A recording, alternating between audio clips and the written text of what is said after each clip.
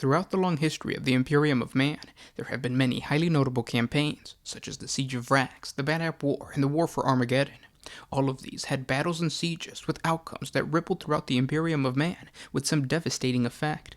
But although these military actions are highly talked about, there have been just as many lesser-known or purposefully oppressed campaigns that have had some shocking effects that are still spoken about in whispers throughout the Imperium of Man today, starting with the Macari heresy. Sometime in the mid-41st millennium, the Imperium of Man launched the Macarian Crusade to conquer the western edge of the Segmentum Pacificus. Under the leadership of Lord Commander Solar Macarius, the campaign was extremely successful. It pacified the entire region until the armies reached the outer border of the psychic protection afforded to them by the Emperor's Astronomicon. But before a solution to this problem could be discovered, Macarius died, and his crusade ended in glory. The conquered land the Lord Commander left behind would unfortunately not stay in the hands of the Imperium for long, as each region became splintered and fought over by the 7 former Imperial Guard Army Group generals that marched alongside Macarius and his original crusade. As each general fell to the temptations of power and corruption, they fought hard to rule over these newly conquered territories and establish their petty empires. Even Space Marine chapters tied to the region were dragged into the civil war that erupted. Angry at the rebelling factions and each other for failing to prevent the schism, battle brothers drew swords against each other. Each general was convinced that they had the power to defend their own domains all by themselves. They repudiated their oath of loyalty to the Imperium of Man and opposed each other's rights to rule. Forced to act decisively to this growing threat, the High Lords of Terra gave command to the Imperial War Master Solon and ordered him to exterminate the traitorous forces and bring order back to the region in what would become known as the suppression of the Macarian heresy. To accomplish this monumental task, the War Master was helped by several Space Marine chapters throughout the campaign. A total of 100 separate chapters helped pacify the region. During the suppression, it was the Minotaurs who formed the spearhead of the battle group which shattered the petty empires of the outlaw Colonel Lyrius of the 11th Kadu Armored Corps. This chapter's land raiders blasted apart the famed tanks of the elite Kaduzine Immortals on the ice plains of Gyros Prime. They also carried out exterminatus orders on the hive world of Duval and the sword realms of the Hope Cluster. While on the ocean world of Nereus, they hunted down and obliterated the xeno-possessed remnants of the Imperial Paladins Chapter's 4th Company in a maze of subterranean city caverns. The action from which the Minotaurs gained the most infamy during the Macarian heresy would be known as the Euxine Incident, which resulted in the near destruction of 2 Imperial Space Marine chapters who would become locked in the conflict. These chapters were the Doom Warriors and the Inceptors. Formerly allies of the Macarian Crusade, they had come to blows over a matter of honor and were embroiled in a long-running and highly protracted conflict fought under predetermined rules of engagements in the Euxine system, with the 2 combatant chapters refusing calls to end their battle and aid with the pacification. The Minotaurs were dispatched to sunder the 2 apart and end the strife. Not caring what caused the incident or the rights of the 2 chapters, the Minotaurs attacked in full force with their initial strike. Overmatched and broken, the Doom Warriors fled the system almost immediately in a barely organized retreat. However, with most of their warships either destroyed or captured in orbit, the Inceptors found themselves trapped in the system before the Minotaurs' wrath. Relentlessly and systematically, the honored 2nd Founding Chapter was encircled and slowly destroyed piece by piece until the last remaining Inceptor Space Marines were forced into a humiliating surrender, as few as 100 Battle Brothers still survived. To add further insult to this defeat, the Minotaurs stripped the fallen of many relics from their own armories and took the ravaged chapter's flagship, the Great Crusade-era assault transport that served the Inceptors since their founding, as a spoil of war. That a close scion of the Ultramarines and such a revered and ancient chapter almost be annihilated in this fashion, and with agreement of the High Lords of Terra, sent shockwaves throughout many of the Space Marine chapters that came to hear about this. The Minotaurs were denounced across Ultramar for this atrocity, and forbidden to enter its bounds. Others of Guilliman's line have since sworn vengeance on the chapter, should the opportunity arise, and the honor permit them to carry it out. With their task complete, however, the Minotaurs have since withdrawn. The shock of this campaign was obvious. It demonstrated to the Imperium of Man that no military force was free from the influence of chaos, and it sent a ghastly message to the chapters of the Space Marines as they witnessed their solidarity cast aside and hostility erupt amongst battle brothers. The second shockingly underestimated campaign we're going to talk about today is the Siege of Darken Vault. The Siege of Darken Vault was a valiant Imperial military campaign fought by the Executioner Space Marine chapter in defense of their twin homeworlds against the predations of an unknown Xeno species, which nearly wiped out their chapter during the closing decades of the 39th millennium. In what is now a largely forgotten episode of the Imperium's history, the southern fringe of the Segmentum Tempestus was assailed by wave after wave of orc nomad fleets, xenoform migrations, and strange psychic phenomena, which themselves caused a near epidemic of witch cults, alien infestations, and demonic incursions.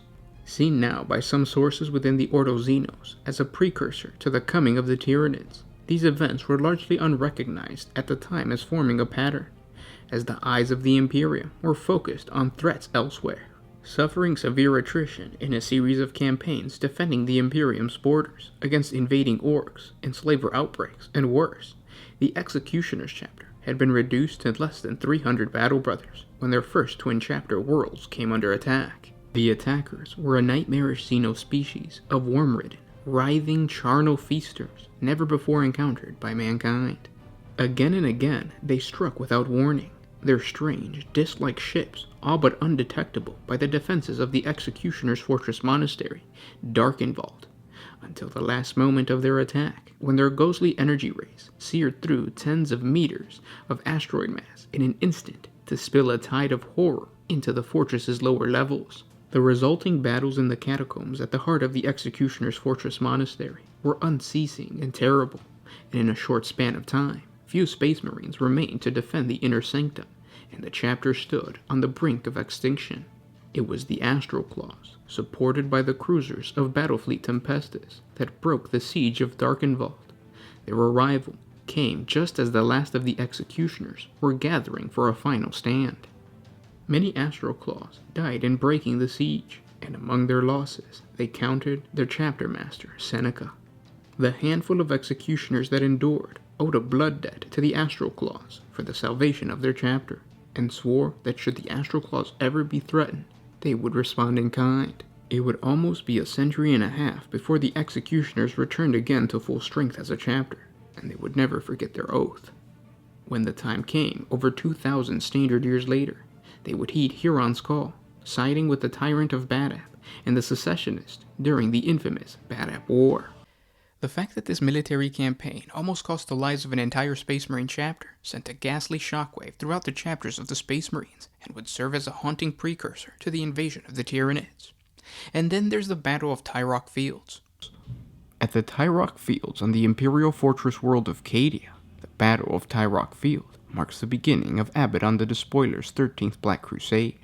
The battle was an attempt by Abaddon to begin his conquest of the Cadian Gate by killing the entire high command of Cadia in one fell swoop through treachery. The battle began when the Volscani Cataphracts, a regiment of Imperial Guardsmen who had been thought to be loyal soldiers of the Imperium, but had instead secretly thrown their lot with Abaddon in the forces of chaos. They broke rank during a great military parade and began the wanton slaughter of several hundred nearby Imperial Guardsmen. The true extent of their treachery was discovered when they stormed the Lord Castellan Maris Porlaska of Cadia's Leviathan and killed him and much of the Cadian military high command.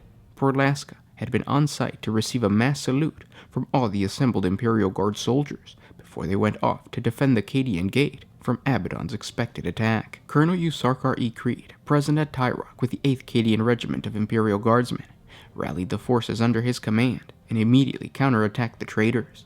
The 8th Cadian spearheaded an advance on several Imperial regiments, with the 7th Cadian Regiment at its side the entire time. Jaren Kell, Color Sergeant and Standard Bearer of the 8th Cadian, fought ferociously and never allowed the sacred standard of his beloved regiment to touch the ground. The 7th Cadian was not so lucky. Its Color Sergeant was killed soon after the fighting began, with the flag passed to another soldier, who met his own end in turn not long afterwards. This trend continued throughout the day. When one standard bearer died, another stepped forward to take the flag. The 7th Cadian's regiment's history even goes so far as to say that its soldiers were so committed to their color that the sacred ornament never touched the dirt. High above the battlefield, the gargantuan war machines of the Adeptus Mechanicus assisted the Cadians with their counterattack. The part that is most remembered today is when the Titans knocked out the void shields of the Volscani Leviathans, allowing the Loyalist Guardsmen to continue to charge right into the heart of the enemy's command ranks. If the Imperial Titan's attack had been unsuccessful, the Loyalist Guardsmen would have been slaughtered wholesale by the enormous cannons sported by the building-sized Volscani command vehicles.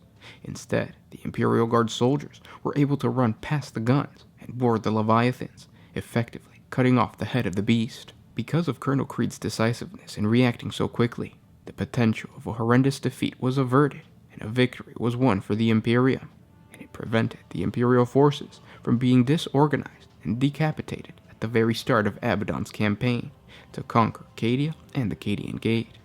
Because of his quick thinking and obvious command abilities, Colonel Creed was unanimously acclaimed the new Lord Castellan of Cadia, though he also maintained the role of Colonel and Commanding Officer of his 8th Cadian Regiment. And those are just 3 minor Imperial campaigns. If you guys have suggestions for any other ones, whether big or small, let me know in the comment section below. Don't forget we have a playlist with all of our campaign and battle videos, so check that out. It's going to be at the end of the video or in the link down in the description below.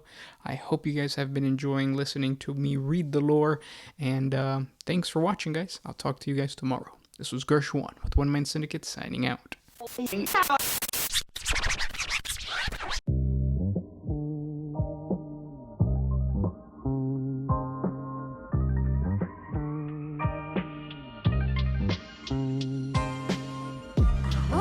used to put my freedom first in any situation.